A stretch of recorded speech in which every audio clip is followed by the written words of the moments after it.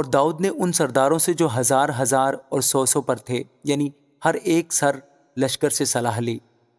اور داؤد نے اسرائیل کی ساری جماعت سے کہا، اگر تم کو اچھا لگے اور خداوند ہمارے خدا کی مرضی ہو تو آؤ ہم ہر جگہ اسرائیل کے سارے ملک میں اپنے بھائیوں کو، جن کے ساتھ کاہن اور لاوی بھی اپنے نواحی دار شہروں میں رہتے ہیں، کہلا بھیجیں تاکہ وہ ہمارے پاس جمع ہوں اور ہم اپنے خدا کا صندوق پھر اپنے پاس لے آئیں، کیونکہ ہم ساؤل کے ایام میں اس کے طالب نہ ہوئے۔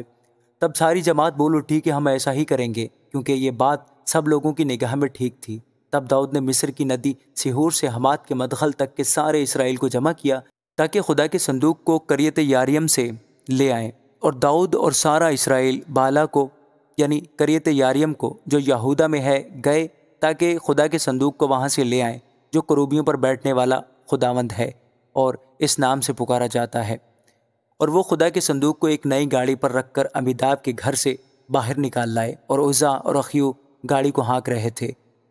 اور داؤد اور سارا اسرائیل خدا کے آگے بڑے زور سے گیت گاتے اور بربت اور ستار اور دف اور جھانج اور ترہی بجاتے چلے آتے تھے۔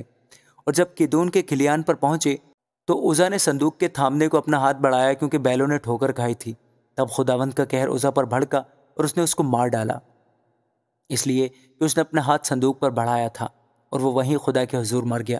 تب داؤد اداس ہوا، اس لیے کہ خداوند عزا پر ٹوٹ پڑا، اور اس نے اس مقام کا نام پرس عزا رکھا جو آج تک ہے۔